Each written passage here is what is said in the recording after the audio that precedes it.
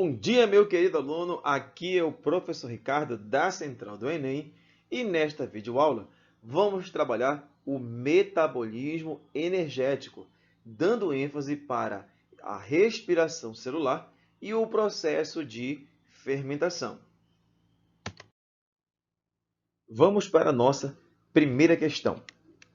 Enem 2016. As proteínas de uma célula eucariótica possui peptídeos sinais. Esses peptídeos, meu querido aluno, são proteínas.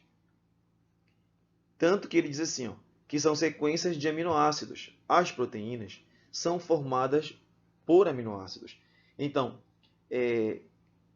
essas proteínas de uma célula possuem peptídeos sinais, que são sequências de aminoácidos, responsáveis pelo seu endereçamento para diferentes organelas, de acordo com suas funções.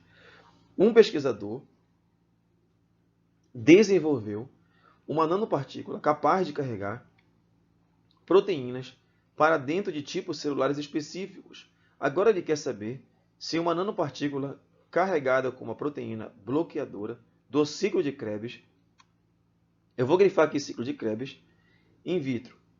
Eu vou grifar ciclo de Krebs porque ele vai ser importante para a resolução da nossa questão. In vitro é capaz de exercer sua atividade em uma célula cancerosa, podendo cortar o aporte energético e destruir essas células. Então, o grande objetivo dessa pesquisa é justamente destruir a célula cancerosa. E para a gente destruir uma célula cancerosa, nós temos que cortar esse aporte energético. Porque se a gente cortar a energia, as células cancerígenas morrem. E como é que eu posso cortar esse aporte energético? Destruindo o ciclo de Krebs. Porque se você destrói o ciclo de Krebs, automaticamente essa célula fica sem energia. Porque o ciclo de Krebs faz parte de uma das etapas da respiração celular. E quem faz a respiração celular é essa organela que você está vendo aqui, chamada de mitocôndria. A mitocôndria ela é uma organela que apresenta duas membranas. Você tem aqui a membrana, que eu vou chamar aqui de externa, e ela também tem uma membrana que é chamada de membrana interna. E essa membrana interna, ela tem aqui umas cristas, que é a chamada crista mitocondrial, que é isso aqui, que eu estou identificando para vocês. Essa crista. O que é interessante é que a respiração ela tem três etapas. A primeira é a glicólise, a segunda é o ciclo de Krebs e a terceira etapa é a cadeia respiratória. A glicólise acontece no citoplasma da célula, enquanto que o ciclo de Krebs e a cadeia respiratória acontecem dentro da mitocôndria. Então, dentro da mitocôndria, eu vou ter o ciclo de Krebs e a cadeia respiratória, enquanto que fora da mitocôndria você tem a glicólise. O que significa glicólise? Lis é quebra, glicose, quebra da glicose. Então a glicose é quebrada em duas moléculas de ácido pirúvico mais 4 ATP. Só que eu uso 12 ATP para ativar essa reação química. Então no final, se a gente diminuir 4 de 2, vai sobrar só 2. Portanto, o rendimento energético da glicólise é de apenas 12 ATP. Agora, ela produz 4, porém, ela usa 2 para ativar. Então, 2 ATP é o saldo de quem? Da glicólise. Agora, essa glicose foi quebrada em piruvato. Aí o piruvato entra na mitocôndria, como eu estou grifando aqui para você. O piruvato também é chamado de ácido pirúvico, e são duas moléculas. Esse piruvato, ou ácido pirúvico, é transformado em acetilcoenzima A. Porque o piruvato ele perde gás carbônico, que é uma descarboxilação, se transformando em acetilcoenzima A. Depois o acetilcoenzima A perde essa coenzima e finalmente entra na segunda etapa da respiração, que é o ciclo de Krebs. No ciclo de Krebs, eu vou ter produção de ATP, que é energia, gás carbônico, e de NAD e FAD. O NAD e o FAD são aceptores de hidrogênio. Eles pegam hidrogênio. E por que eles pegam esse hidrogênio? Eles pegam para poder fornecer para a última etapa, que é a cadeia respiratória. O hidrogênio do NAD e do FAD, quando chegam na cadeia respiratória, eles vão, justamente, esses hidrogênios, liberar seus elétrons, que vai passar pela cadeia respiratória. E cada vez que esses elétrons vão passando por essa cadeia, o hidrogênio ele é bombeado. E nesse bombeamento, o hidrogênio vai de um espaço para o outro. E no retorno desse hidrogênio, ele passa por uma bomba chamada de ATP sintetase. E é nesse momento que o hidrogênio, ao passar por esse ATP sintetase, que vai produzindo o ATP. Então perceba que eu tenho produção de ATP na glicólise, no ciclo de Krebs e na cadeia respiratória. Mas a maior produção de ATP é justamente na cadeia respiratória. Uma outra coisa interessante é que quando o NAD e o FAD vão para a cadeia respiratória, os hidrogênios dele vão justamente passar por essas sequências de proteínas que tem na cadeia respiratória. E quando ele vai passando por essa cadeia, vai gerando ATP e no final o hidrogênio se une com o oxigênio. Então o oxigênio ele é chamado de aceptor final dos hidrogênios, porque o hidrogênio no final se une com o oxigênio formando a molécula de água. Então no final da respiração eu tenho a formação de água. É bem interessante, né? Eu tenho a formação de água. E esse oxigênio ele entra justamente na mitocôndria para ocorrer a respiração celular aeróbia. Portanto, fora da mitocôndria, onde eu tenho a glicólise aqui, ó, glicólise, não usa oxigênio, mas a mitocôndria já usa esse oxigênio. E pelo fato de usar, nós dizemos que a mitocôndria faz a respiração celular aeróbia, dependente de oxigênio. E aí a produção de ATP é muito maior, em função, né, da presença desse oxigênio. Então, de que organela ele está falando na questão? Não tem nem dúvida. Ele está falando da mitocôndria, porque é a mitocôndria que tem essas três etapas: glicólise, ciclo de Krebs e cadeia respiratória. E ele, justamente na questão, usa uma nanopartícula para destruir o ciclo de Krebs. Destruindo o ciclo de Krebs, a reação não ocorre mais. Você interrompe a respiração. Consequentemente, você não vai ter produção de energia.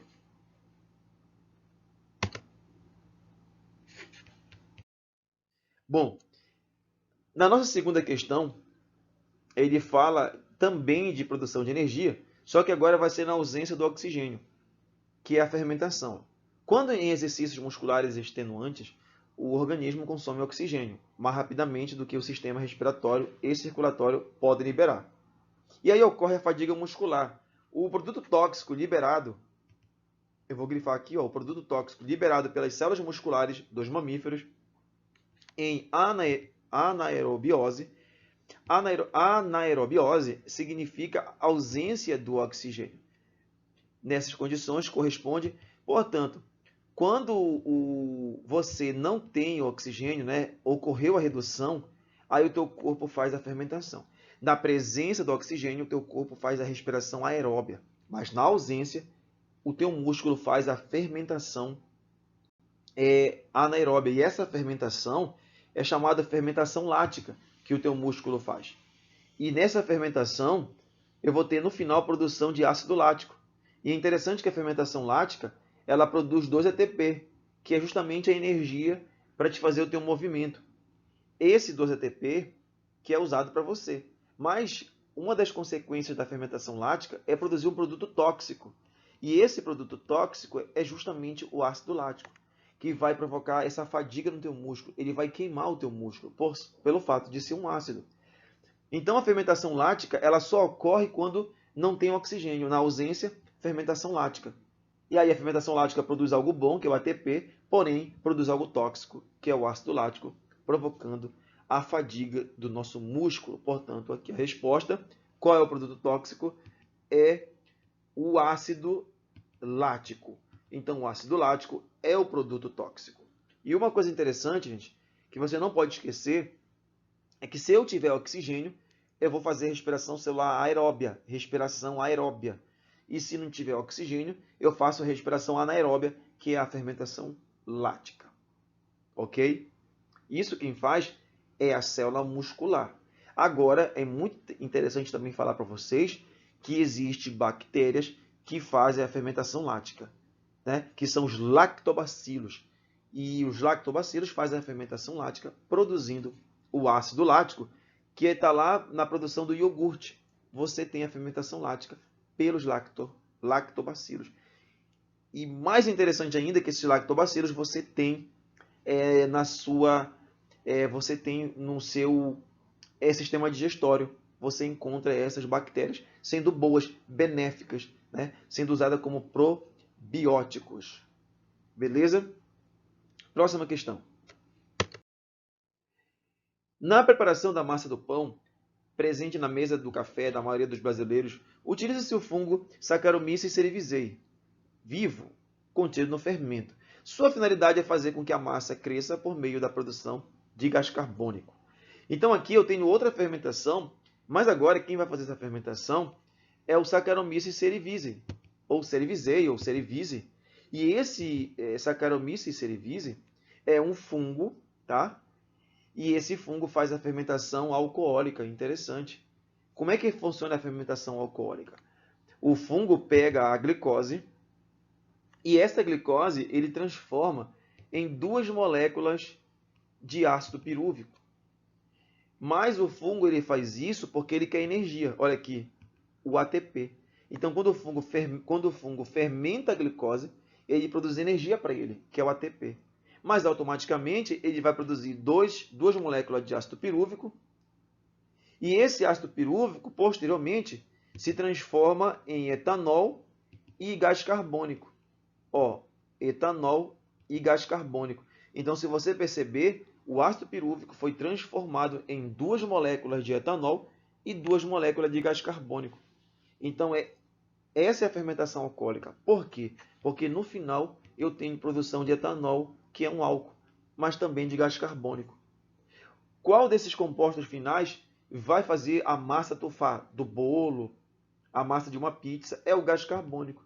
É o que faz a massa ficar fofinha, é o que faz ela crescer. É o gás carbônico. Então, gente, esse processo químico libera o gás, liberação de gás, e é causada pela fermentação. E qual é a fermentação?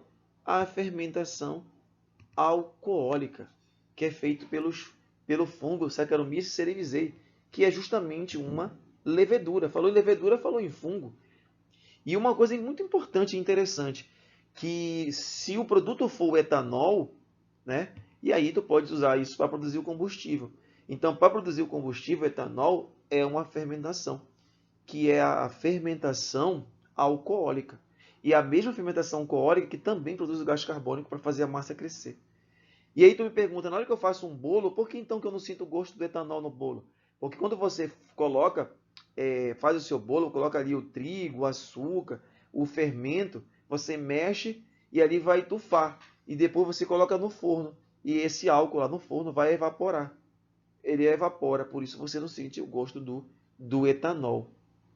E é interessante que se você fermentar a uva, né, a fermentação alcoólica da uva vai produzir o que? O vinho. A fermentação alcoólica da cana-de-açúcar vai produzir o etanol. Ok, meu querido aluno? Muito obrigado. E essa foi a nossa videoaula sobre o processo energético. E hoje nós explicamos a fermentação e a respiração. Muito obrigado e até a nossa próxima videoaula.